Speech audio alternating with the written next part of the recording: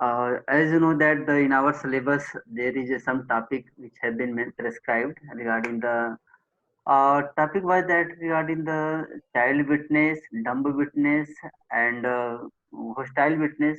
There were the three topics which I have to discuss. And in that other unit there was a privileged communication. That's why in the privileged communication there were only two cases mentioned in your syllabus. And after observing all these things, I decided to discuss whole the provisions sections since section 118 to 134.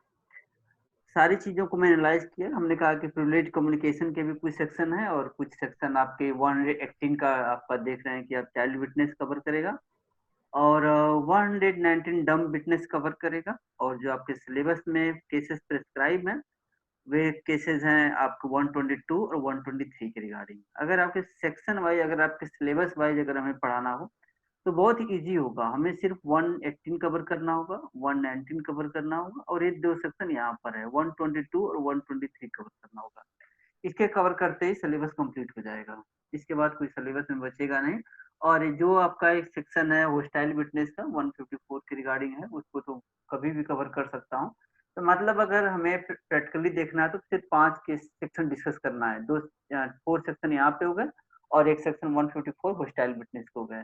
लेकिन फिर भी हमने decide किया कि क्यों ना हमने इस चैप्टर को एक कंप्लीट डिस्कस कर लें। ये चैप्टर आप देख रहे हैं चैप्टर 9 है, सेक्शन 118 टू 134 है। ये किसके बारे में कह रहा है? आह विटनेस के बारे में कह रहा है। आपका मीनिंग क्या है? मैं हमेशा से कहता हूँ कि जब हम लॉ के सेंस में आप यूज करते हैं, एक तो प्रीपोजिशन होता है कि जैसे वाइफ ऑफ राम, घनश्याम, मनमोहन, ये सब जो भी होता है वा ऑफ होता है और एक होता है ऑफ मन अबाउट टू होता है। तो जब हम लॉ के सेंस में जब हमारा जब चैप्टर जब आईपीसी में भी हम डिस्कस कर रहे थे तो जैसे मान लीजिए कि एक था चैप्टर के आप ऑफेंसेस अगेंस्ट बॉडी।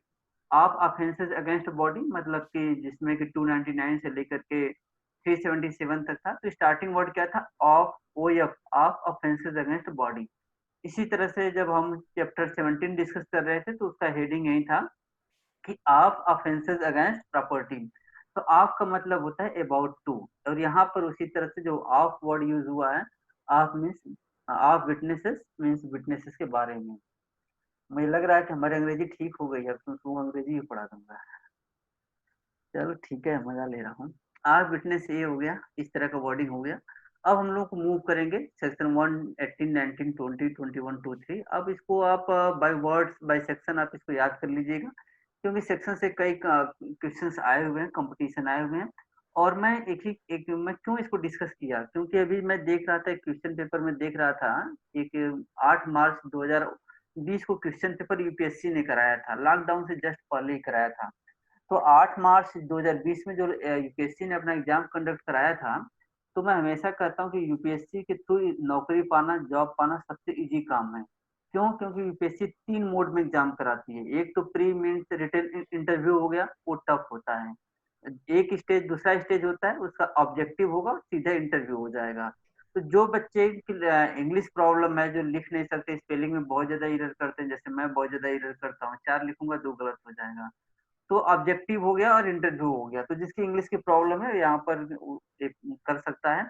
तो उसी तीसरा होता है, मैं बता चुका हूँ कि वॉक इन इंटरव्यू, सिर्फ इंटरव्यू दीजिए और सिलेक्शन पाइए।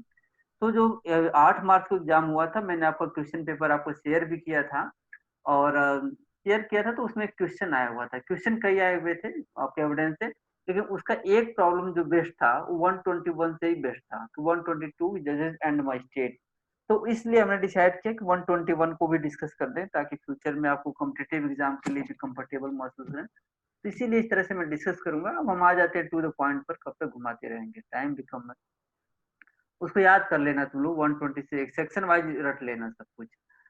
कंपिटेंट विटनेस क्या होता है? कंपिटेंट विटनेस में जब हम जाएंगे तो देखिए चाइल्ड विटनेस एक हेडिंग है, डम विटनेस है और यहाँ पर देख रहे हैं एप्लीकॉम्प्लिस विटनेस है। अब बात आती है कि 118, देखिए हमने आपके सिलेबस वाइज तो मैंने लिख दिया हूँ जरूर, चाइल्ड विटनेस, डम विटनेस, एकॉम्प्लिस विटनेस आपके सिलेबस के लिए कंफर्टेबल है। आप समझ जाएंगे कि चाइल्ड विटनेस 118 में, डम विटनेस 119 में और एकॉम्प्लिस विटनेस 133 में है। क्योंकि 133 का जब हम स्टार्टिंग वर्ड ही देख रहे थे तो लिख रहा था कि an accomplice shall be competent witness. उसकी जो पहली लाइन थी कि an accomplice shall be competent witness सबसे इंपॉर्टेंट वर्डिंग थी, क्योंकि अगर उस वर्डिंग को आप हटा देंगे जैसे ही, तो अकम्प्लिश को क्या होता है, को एक्यूड ही होता है, लेकिन उसका फॉर्म चेंज हो जाता है। जैसे हम क्या करते हैं, हम दूध लेते हैं, दूध में दूध से थोड़ा सा उसमें नींबू डाल देते हैं, छाछ डाल देते हैं, तो दूध से दही बन जाता है। और दही में थोड़ा सा कुछ टाइम के बाद पानी नहीं मिला देते तो छाछ बन जाता है। मतलब दूध दही छाछ। तो इसी तरह से जो को एक्यूड होते हैं दूध की तरह होते हैं। और सीआरपीसी में जब जाएंगे तो जब वो एकम्प्लिश बनने के लिए तैयार होते हैं तो वो दही बन जाते हैं। लेकिन अब पार्डन जब उनको मिल जाता है तो वो अप्रूवर बन जाते हैं। लेकिन एविडेंस के पर्पज से एकम्प्लिश और अप्रूवर में कोई डिफरेंस नहीं है।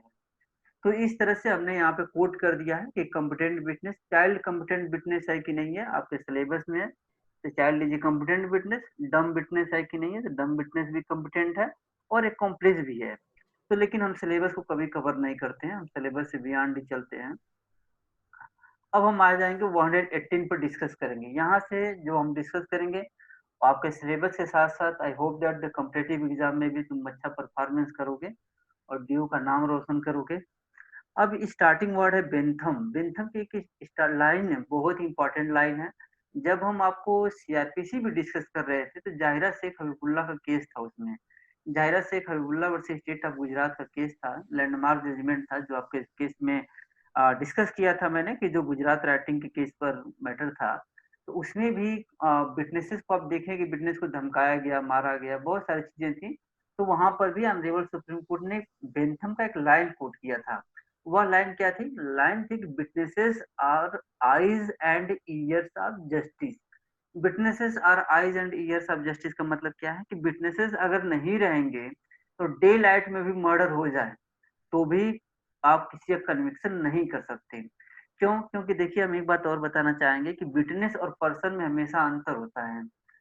कुछ बच्चों ने और शहबाज ने हमसे क्वेश्चन भी पूछा था, वो जब मैं 60 में पढ़ा रहा था कि सर यहाँ पर्सन क्यों यूज हुआ है, आप तो विटनेस और पर्सन में अंतर बताते हैं। तो मैं उसका रिप्लाई नहीं किया था, मैं ऐसे टाइम काट दिया कि ठीक है कभी बता दूंगा।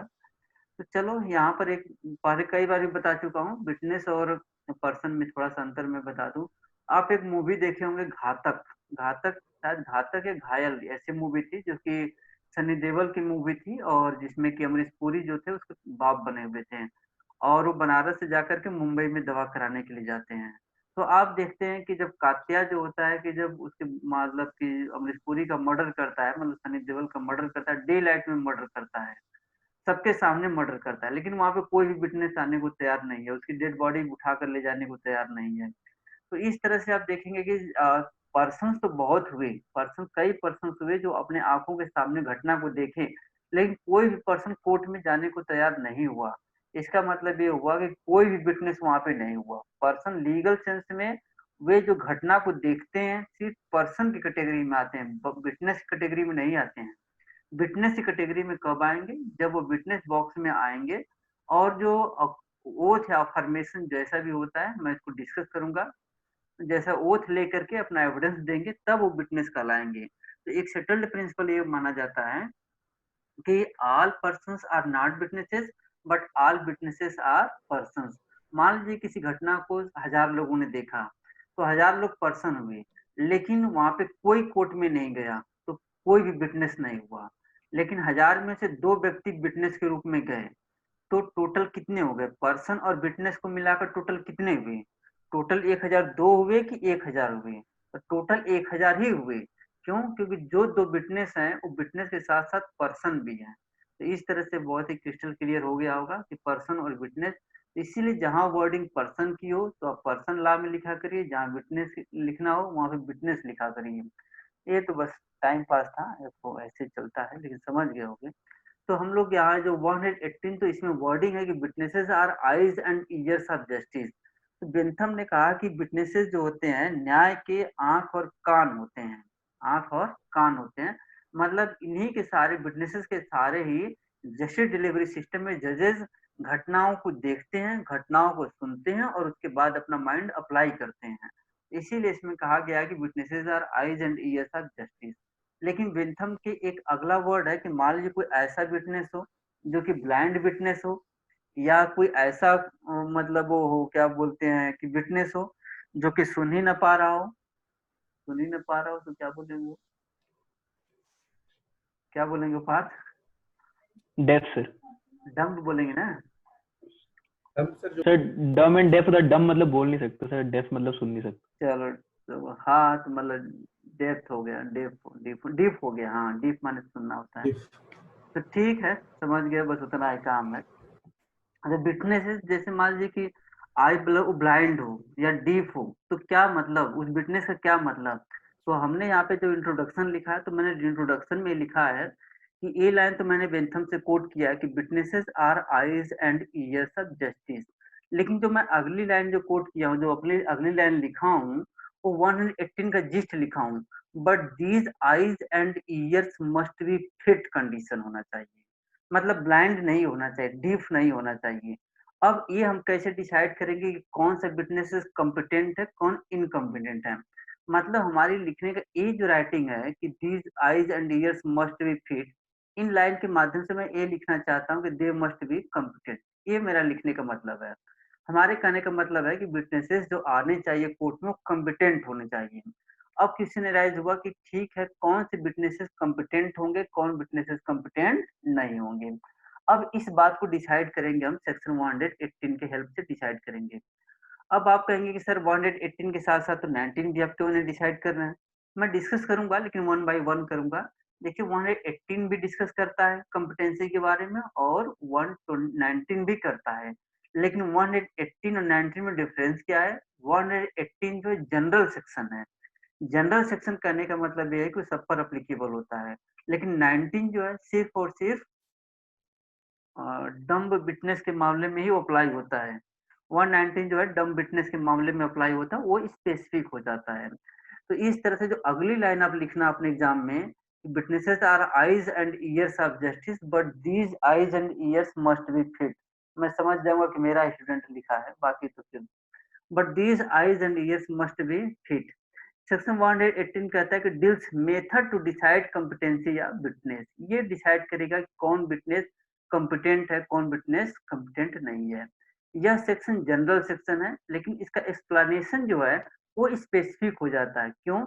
क्योंकि इसका एक्सप्लेनेशन ल्यूनाटिक के बारे में कुछ समथिंग कहता है। Lunatic is competent during lucid interval. Lucid interval का मतलब ये होता है कि जब वो बीच बीच में कभी कभी ठीक हो जाता है। आप देखते हो गांव में कई तरह की समस्याएं होती है, मान लीजिए कि बुढ़ापा उम्र हो गई या किसी भी तरह का प्रॉब्लम हो गई, इंटरवल हो गया, मिर्गी कहते हैं, एक ठे पता नहीं उसको देहात में मिर्गी कहते, कभी कभी घुमरिया कर गिर जाता है। तो हमारे कहने का मतलब वो घुमरिया के गिर जाएगा, 3-4 घंटे तक वो अनकॉन्शियस रहेगा, इसके बाद उठेगा तो फिर नॉर्मल रूप में आधा घंटे बाद चलने फिरने लगेगा। तो इसका कहने का मतलब है कि जब वो मतलब कि उसको प्रॉब्लम है, तो वो प्रॉब्लम है तब तो कम इनकम्पिटेंट रहेगा। लेकिन अगर जैसे ही वो ठीक हो जाता है, बीच-बीच में ठीक हो जाता है या हमेशा के लिए ठीक हो जाता है, तो कॉम्पिटेंट हो जाएगा। मतलब ल्यूनाटिक जो है, वो डिसाइड करेगा कि weather he is a fit condition और नॉट, उसका कोई परमानेंट फॉर्म नहीं है। तो इस तरह से इंट्रोडक्शन हो गया। अब इंट्रोडक्शन के बाद हम आपको ले चलेंगे सेक्शन को कैसे तोड़ते हैं। सेक्शन को तोड़ना बहुत ही ज़रूरी है। और सेक्शन 118 क्या है? सेक्शन 118 कहता है कि हू मे टेस्टिफाई टेस्टिफाई। टेक्निकल सेंस में जाने से अच्छा है कि बस इतना कह दो कि हू कैन गिव एविडेंस। ये इसका यही सिंपल सी बात है। या इसको और लूसिड वर्ड में लेकर के जाना चाहते हो तो ये भी कह सकते हो कि who is competent to give evidence. इतना ही है बस, इसका ही नहीं है। तो इस तरह से हम देख रहे हैं कि इस तरह से हम, बस 1 मिनट देखता हूँ किसी का अर्जेंट नहीं है ना? जी, अर्जेंट नहीं। इस तरह से देखता हूँ कि 2 पार्ट हुए, इसके एक पार्ट कहता है कॉम्पिटेंट है और दूसरा पार्ट है इनकॉम्पिटेंट है। अब देखो कब कब हम कहेंगे कि व्यक्ति कॉम्पिटेंट है, कौन इनकॉम्पिटेंट है, तो रूल हम लेकर के मान के चलेंगे कि मान के चलिए अगर कुछ नहीं समथिंग आता है तो मान के चलिए कि he is the competent witness. मतलब नॉर्मली क्या लेकर के चलना है? नॉर्मली लेकर के चलना है कि वो कॉम्पिटेंट विटनेस ही है, if person is competent witness. अब इनकम्पिटेंट की बात है, कब डिसाइड करेंगे इनकम्पिटेंट है? तो इनकम्पिटेंट को हमने 2 पार्ट में डिवाइड किया है। तो 2 पार्ट में डिवाइड किया, लेकिन आपको ये बात बताना चाहता हूँ कि 2 पार्ट में कुछ चीज़ें कॉमन है। कॉमन क्या है? ये जो यहाँ पे जो वर्ड है, ये जितने वर्ड हैं कॉमन है। मतलब कि जो इनकम्पिटेंसी आएगी, यहाँ पर भी ये वर्ड है और यहाँ पर, सॉरी, यहाँ पर भी ये वर्ड कॉमन ही निकल कर के आएँगे। अब ये तो 2 कॉमन हो गए। अब हम देखेंगे कि इनकम्पिटेंसी के 2 बात है। एक क्यू है, क्यू का मतलब हुआ क्वेश्चन, अगर वो क्वेश्चन को समझ ही नहीं पा रहा हो या क्वेश्चन को समझ जा रहा हो लेकिन आंसर देने के कंडीशन में नहीं हो, मतलब Q A first part Q की बात करता है, सेकंड पार्ट आर ए की बात करता है। क्वेश्चन आंसर मतलब पहला पार्ट कह रहा है कि या तो क्वेश्चन जो है उससे पूछा जा रहा है वो समझ ही नहीं पा रहा है कि क्या क्वेश्चन पूछा जा रहा है, या बाय चांस समझ भी गया किसी तरह से तो उसका आंसर भी समझ में नहीं आ रहा है कि उसका आंसर क्या दें। अब इसका रीज़न क्या है? उसका रीज़न क्या, क्यों नहीं समझ पा रहा है या क्यों क्वेश्चन को समझ नहीं पा रहा है और क्यों आंसर को नहीं दे पा रहा है? इसके 4 रीज़न हो सकते हैं। 4 रीज़न में एक रीज़न, 4 रीज़न बताए गए हैं लेकिन चौथा रीज़न सबसे वाइडर है। यही समझना है, बाकी चीज़ें तो मैं कवर कर लूँगा। पहला रीज़न है कि टेंडर एज है। टेंडर एज का मतलब ये हुआ कि उसकी उम्र बहुत ही कम है, मतलब वो नाज़ुक है, कोमल है। कोमल मतलब कि कमल की पंखुड़ी की तरह, गुलाब की पंखुड़ी की तरह एकदम नाज़ुक, वो समझ ही नहीं पा रहा है, हवा के थपेड़ों को नहीं सह पा रहा है। तो टेंडर ईयर्स, तो मतलब वो क्यों नहीं समझ पा रहा है क्वेश्चन को? उसे क्वेश्चन को ना समझ पाने का उसे क्वेश्चन को ना समझ पाने का मेन रीज़न ये है, क्वेश्चन ना समझ पाने का मेन रीज़न ये है कि उसकी उम्र बहुत ही कम है। मान लीजिए कि 1 साल का बच्चा है, 2 साल का बच्चा है, 4 साल का है, 5 साल का है, 10 साल का है, 15 साल का है, तो बच्चों की कॉम्पिटेंसी वेरी करती है। कई बार देखेंगे कि आप मैं आइडियल सॉन्ग देखता हूँ, मतलब कौन-सा होता है जो डांस-वांस करने के लिए बच्चे जाते हैं, वो पूछता है कि एक पूछे कि जो वो होती है, जो जज होती है कि आप क्या चाहोगे? तो कहेगा कि मैम मेरे मतलब गाल पर एक किस कर दो। तो हमारे कहने का मतलब है वो गुड फेथ में ऐसा कुछ मेरा मतलब नहीं है। लेकिन बच्चे क्या करते हैं कि हर चीज़ समझते हैं कि प्यार क्या है, क्या सब कुछ समझते हैं वो। वो एक अच्छा डांस परफॉर्मेंस करते हैं। वो हर चीज़ एक वर्डिंग को समझते हैं, उसके सेंस को लेते हैं या उनको समझाया जाता है। एकदम परफेक्ट वो इसी तरह से परफॉर्म करते हैं। तो बच्चे की कैपेसिटी पे डिसाइड करेगा कि क्या उसकी कैपेसिटी है। इसीलिए टेंडर ईयर्स में इसकी एज नहीं लिखी गई है कि 10 साल, 20 साल, 5 साल, 2 साल कुछ भी नहीं लिखा गया है, बस वर्ड टेंडर ईयर्स लिखा गया है। अब इसी वर्ड से हम चाइल्ड विटनेस को कवर कराएँगे।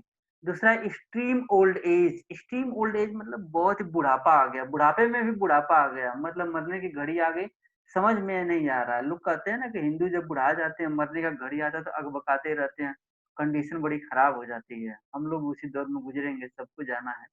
एक्सट्रीम ओल्ड एज मतलब बुढ़ापे में बहुत एक्सट्रीम हो गया जिससे कि अंडरस्टैंडिंग खत्म हो गई है। तीसरा पॉइंट ये है कि पहला तो है कि बहुत ही छोटा बच्चा हो, दूसरा कि बहुत ही बूढ़ा हो। इसीलिए कई बार देखते हैं कि बूढ़े और बच्चे को एक ही में कंपेयर किया जाता है। क्यों? क्योंकि दोनों ही ज़िद कर देंगे कि हमें आम खाना है तो आम खाना ही खाना है। वो बिना जब तक मिल ना जाए तब तक जो बूढ़ा हो या बच्चे हों दोनों मान ही नहीं सकते। वो नहीं समझ सकते कि नहीं जाड़े का मौसम है तो आम कहाँ से आएगा? चाहिए तो चाहिए जहाँ से भी लाओ। तो दोनों की एक ही कंडीशन है। तीसरा कंडीशन है कि डिज़ीज़ व्हेदर बॉडी और माइंड। अब यहाँ पे डिज़ीज़ जो है 2 तरह की डिज़ीज़ होती है। मेंटल हो सकता है, फिज़िकल हो सकता है। अब मेंटल में तो मेंटल डिस्टर्बेंस है, आप समझ नहीं पा रहे हैं। और फिज़िकल में क्या होता है, फिज़िकली में भी कई बार ऐसा होता है कि जब आपको चोट-वोट लग जाती है, ज़्यादा एक्सट्रीम कंडीशन हो जाता है, उसमें भी मेंटल कंडीशन आपको कोई मतलब कि इतना एक्सट्रीम हो जाते हैं कि आपको समझ में नहीं आता है। उसमें आपको कहे कि नहीं, आप कहेंगे मुझे गोली मार दो, गोली मार दो, गोली मार दो, बस इस दर्द से मुझे मुक्ति चाहिए। तो वो कह रहा है कि चाहे वो डिज़ीज़ हो, चाहे मेंटल डिज़ीज़ हो, चाहे वो फिज़िकल डिज़ीज़ हो, किसी तरह की डिज़ीज़ हो, वो यहाँ पे कवर कर लेगा। अब बात आई कोरोना, कोरोना तो एकदम आतंक मचा रखा है भाई, मिलना-जुलना भी बंद करवा दिया है। डिज़ीज़ कह रहा है कि वेदर बॉडी और माइंड, कह रहा है कि अब कोरोना किस तरह का डिज़ीज़ है, बॉडी का डिज़ीज़ है कि माइंड का डिज़ीज़ है। एक बार कवर कर लेगा तो सब बता देगा कि बॉडी माइंड सबको कवर कर लेगा, दोनों को कवर कर देता है ये। तो इसी तरह का कोरोना की तरह का डिज़ीज़ है तो वो भी कवर कर लेगा। चौथा कंडीशन है एनी अदर काज़ ऑफ सेम काइंड, तो चौथा सबसे वाइडर है। एनी अदर काज़ ऑफ सेम काइंड, एक प्रिंसिपल ऑफ एजुकेशन जनरलिस्ट आप पढ़ोगे जब आप कॉन्स्टिट्यूशन में जाओगे सेकंड ईयर में तो एक आर्टिकल 12 आता है। उसमें प्रिंसिपल ऑफ एजुकेशन जनरलिस्ट पढ़ाया जाता है। एजुकेटम जनरलिस मतलब आप द सेम काइंड का रखा जाता है, टाइम नहीं है इसलिए तुम लोग समझ गए होगे। तो यहाँ पर चार any other cause of same kind, कुछ नया सरकमस्टांसेस, कोई नई डिजीज आ जाए या कुछ अदर तरह के सरकमस्टांसेस आ जाए या जो भी हो, तो इस तरह के चार कंडीशन है, tender years, extreme old age, disease, weather. तो कह रहा है कि पहला क्वेश्चन जो उसे क्वेश्चन रखा जा रहा है वह क्वेश्चन वो समझ नहीं पा रहा है। अब इसका प्रॉब्लम क्या है कि who is unable to understand the questions and reason of this is that tender age, extreme old age, disease, whether body or mind, or any other cause of the same kind. And so in the same way here is that he is unable to give rational answer. He is unable to give a rational answer.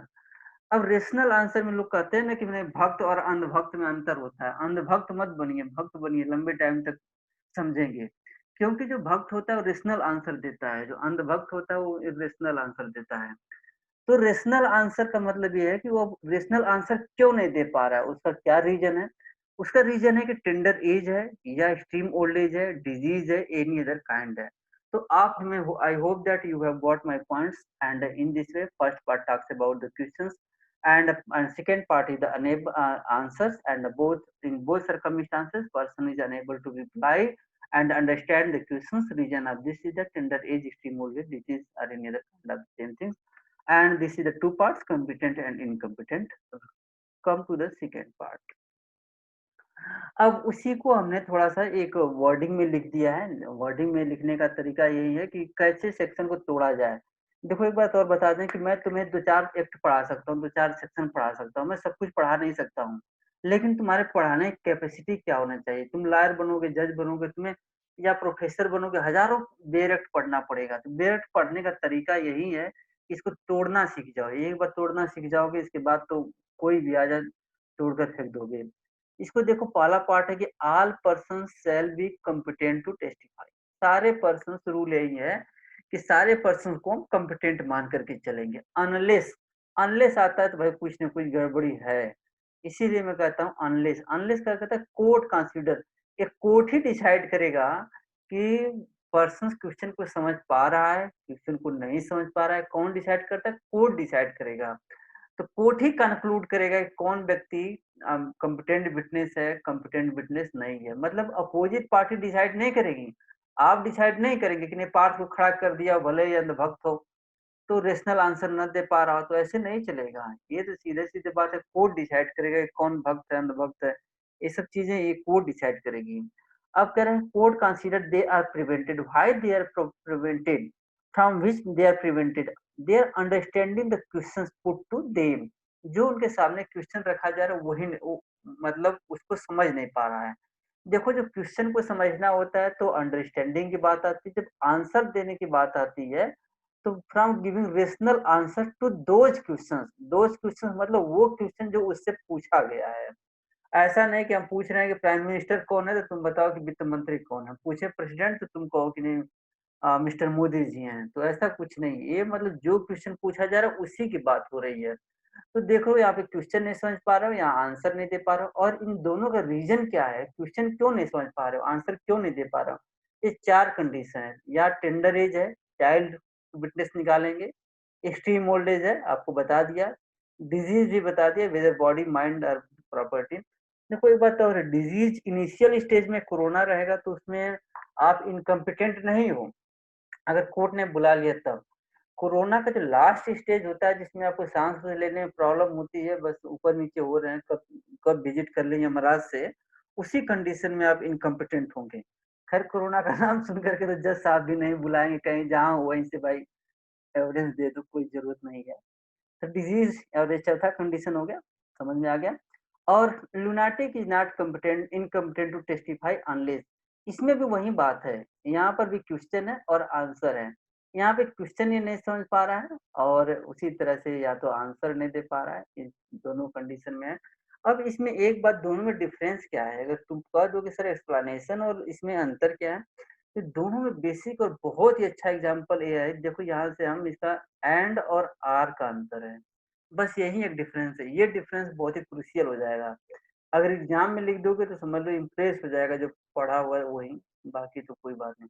Are लिखने का मतलब होता है या तो question ना दे पा रहा हो, समझ ना पा रहा हो, आंसर भले ही समझ देने की कैपेसिटी में हो, मतलब यहाँ पे कोई भी कंडीशन हो, या तो क्वेश्चन ना समझ पाए या आंसर ना दे पाए, दोनों में से कोई एक रहेगा तो पहले पार्ट वो कवर कर लेगा। लेकिन एक्सप्लेनेशन लुनाटिक के मैटर में दोनों कवर करना चाहिए। एंड यहाँ पर वर्ड यूज हुआ है, तो एंड और आर के बारे में हम कई बार डिस्कस कर चुके हैं, इसको डिस्कस करने की बहुत ज्यादा जरूरत नहीं है, समझ चुके होंगे।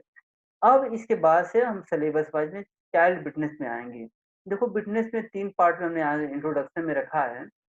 समरी जो बनाया था, इंट्रोडक्शन में किया था, एविडेंस एक्ट 118 कवर कर लिया था, और सेक्शन 4 ओथ एक्ट कवर होता है। अब क्वेश्चन राइज होता है कि जो टेंडर एज का बच्चा है, ओथ ओथ के बारे में मैं हमेशा कहता हूँ कि ओथ क्यों दिलवाया जाता है, क्यों कहा जाता है कि मैं गीता की कसम खा रहा हूँ, रीमा की कसम नहीं खा रहा हूँ। तो गीता की कसम जो आप खाते हैं तो उसका रीजन क्या होता है, ओथ क्यों देते हैं आप? उसका इसलिए देते हैं, कल को आप झूठ बोलेंगे तो आपको फाल्स एविडेंस देने के मामले में केस चल जाएगा। अब बात है कि वो बच्चे से ओथ दिलवाया जाए कि ना दिलवाया जाए, क्योंकि मान लीजिए कि 7 साल का बच्चा है या 6 साल का बच्चा है, आपने उसे ओथ दिलवा दिया और उसने झूठ बोल दिया। तो जब झूठ बोल दिया तो सेक्शन 82 आईपीसी कहता है कि any child below the age of under the age of 7 years can not commit the crime. तो कहता है nothing is an offence which is done by a child below the age of under the 7 years। अब वहां पे तो आपने 82 में कह दिया कि नहीं, हाँ भाई, वो 7 ईयर से कम का उम्र का एविडेंस क्राइम ही नहीं कर सकता, और यहाँ पे आप ओथ दिलवा दिए, तो कंट्राडिक्टरी हो जाएगा कि नहीं हो जाएगा? तो कंट्राडिक्टरी हो जाएगा। इसीलिए हमारे पार्लियामेंटेरियन ने नया कानून पास किया है, ओथ एक्ट नया लाया है। अब पुराने ओथ थोड़ा सा 1 मिनट में लूंगा बस। अब इसी को हम थोड़ा सा लेंगे, अब चाइल्ड विटनेस को कवर करेंगे। हम इस चैप्टर में 4 पॉइंट को डिस्कस करेंगे। चाइल्ड विटनेस को कवर करेंगे, इंटरेस्टेड विटनेस को कवर करेंगे, डम विटनेस को कवर करेंगे, रेप विक्टिम को कवर करेंगे। एक दिन कुछ दिन पहले ही एक बच्चे ने आर्गुमेंट करने लगा कि सर, रेप विक्टिम जो है एक्कम्प्लिस है। एक्कम्प्लिस का जब मैंने आपसे क्वेश्चन पूछा था, तो ठीक है आप लोग आंसर दे दिया करिए, सजेशन मांगता हूँ दे दिया करिए, लेकिन जिद मत करिए किया करिए किसी चीज का। तो आज मैं उसी का एक क्वेश्चन केस भी है जिसमें कोर्ट ने कहा भी है कि एक्कम्प्लिस जो है, रेप विक्टिम जो है एक्कम्प्लिस नहीं हो सकती है, वो रियल में विक्टिम है। अगर रेप विक्टिम को एक्कम्प्लिस करने का मतलब समझ रहे हो, उसका मतलब ये हो जाए कि वो एक्यूड है और को-एक्यूड है। ये तो को-एक्यूड नहीं है। एक केस का क्या नाम है, स्टेट ऑफ महाराष्ट्र वर्सेस चंद्र प्रकाश केवल चंद जैन। अगर तुम किताब में खोलोगे तो इस केस का नाम मिलेगा state of Maharashtra versus C K C Jain, short में लिखा रहेगा सी के सी जैन। ये सबसे इम्पोर्टेंट केस है रेप विक्टिम के मामले में, एक्कम्प्लिस के मामले में भी। इसमें ऑनरेबल सुप्रीम कोर्ट ने कहा था कि जो रेप विक्टिम है वो इक्वल टू accomplice नहीं है। She is not, can not be put on par with an accomplice। मतलब रेप विक्टिम accomplice की कैटेगरी में नहीं है। accomplice होने का पहला कंडीशन ही होता है कि को एक्यूड होना चाहिए। तो रेप विक्टिम क्या को एक्यूड है? नहीं, ऐसा नहीं होता है।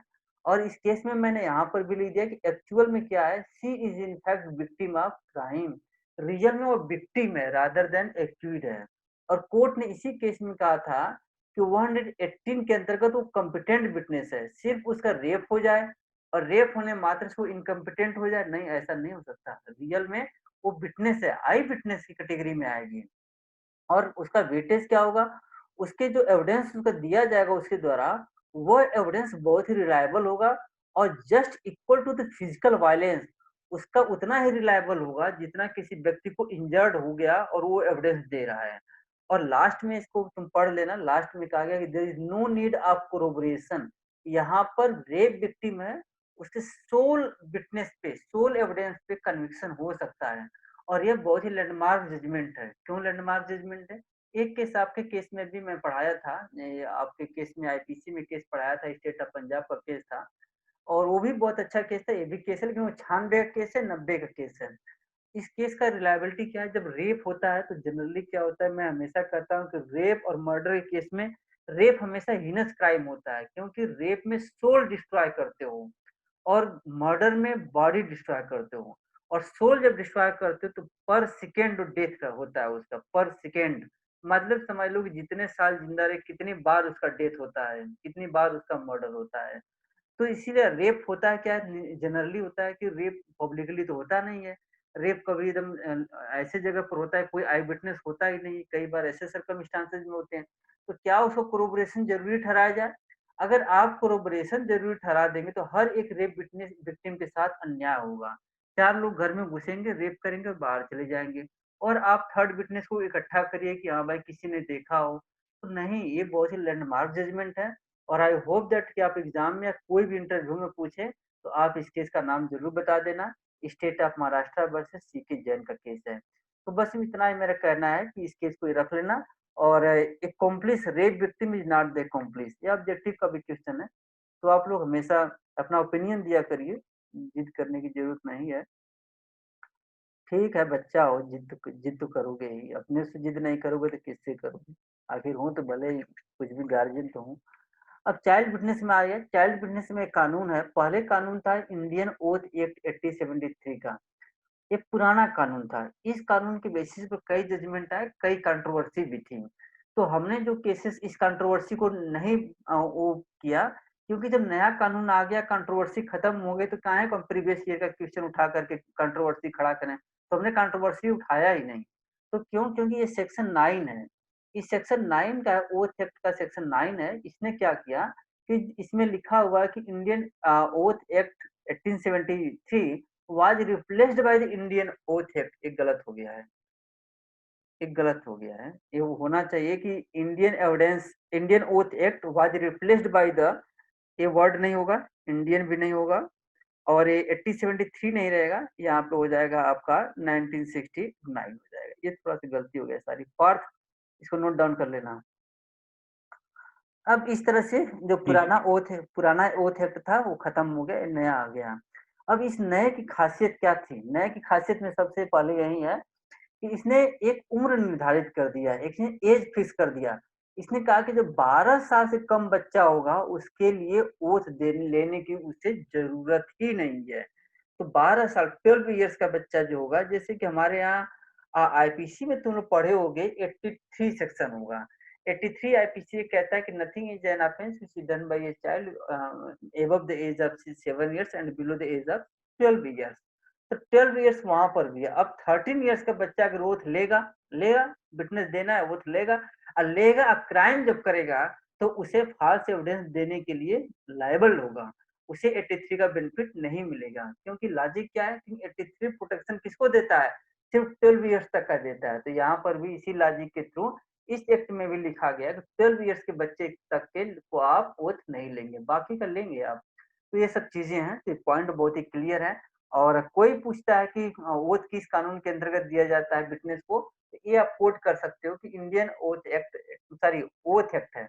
दोनों में डिफरेंस ये है कि देखो, पहले वाले में इंडियन है और बाद वाले में सिर्फ ओथ एक्ट है, जबकि होना ये चाहिए था कि बाद वाले में तो कम से कम इंडियन ओथ होना ही चाहिए था। पहले वाले में अंग्रेजों के जमाने में इंडियन भले न रहो, लेकिन ये रियल है। क्यों? क्योंकि मैंने हमेशा जब लॉ पढ़ता हूँ, एक गवर्नमेंट की वेबसाइट है इंडिया कोड डॉट इन, उसी से मैं सारा कानून लेट डाउन करता हूँ, डाउनलोड करता हूँ। इसीलिए देख रहे हो यहाँ पर फुटनोट में जब जाओगे तो फुटनोट में हमेशा इंडिया कानून का ही वेबसाइट होगा। देखो यही वेबसाइट है इंडिया कोड डॉट इन। कोई भी नया बेर एक्ट हो, कोई नया कानून हो, बुक ना मिले मार्केट में, तो सबसे इजी तरीका है कि इसी पे जा करके इसी से डाउनलोड कर लिया करो। इससे रिलायबल बेर एक्ट किसी का नहीं होता है। तो ये सॉरी सॉरी, ये तुम्हें तरीका था उसमें। हाँ सॉरी, काम था, सॉरी यार। हाँ चल चल चल चल चल, ये तरीका सॉरी, अरे ओथ होगा। और तो अब हम लोग हो गए, क्लियर हो गया कि 12 साल के बच्चे का ओथ नहीं दिलवाना है। अब हम कुछ केसेस डिस्कस करेंगे, 3 केसेस हैं जिसको डिस्कस कर लेते हैं। ऐसा ना कि 5 मिनट बाद मैं ग्रुप में लिख कर बताऊंगा कि मैं दूसरा क्लास लूंगा कि नहीं लूंगा। अगर बच्चा सो गया होगा तो एक क्लास और लूंगा 12 बजे से, और नहीं सोया होगा तो फिर ग्रुप में लिख दूंगा कि वो संभालना पड़ता है उसको भी। Child is competent witness. अब स्टेट ऑफ उत्तर प्रदेश का एक लीडिंग केस है वर्सेस कृष्णा मास्टर। अब देखो, मैं तो कृष्णा भी हूँ और मास्टर भी हूँ। अलग बात है कि थोड़ा सा मास्टर की एक ही कैटेगरी है, टीचिंग मास्टर प्रोफेसर सब एक ही कैटेगरी है। एक हमारे जीजा प्राइमरी के टीचर है, वो भी कहते हैं कि तुम भी टीचर हो हम भी टीचर हैं, दोनों में क्या फर्क है?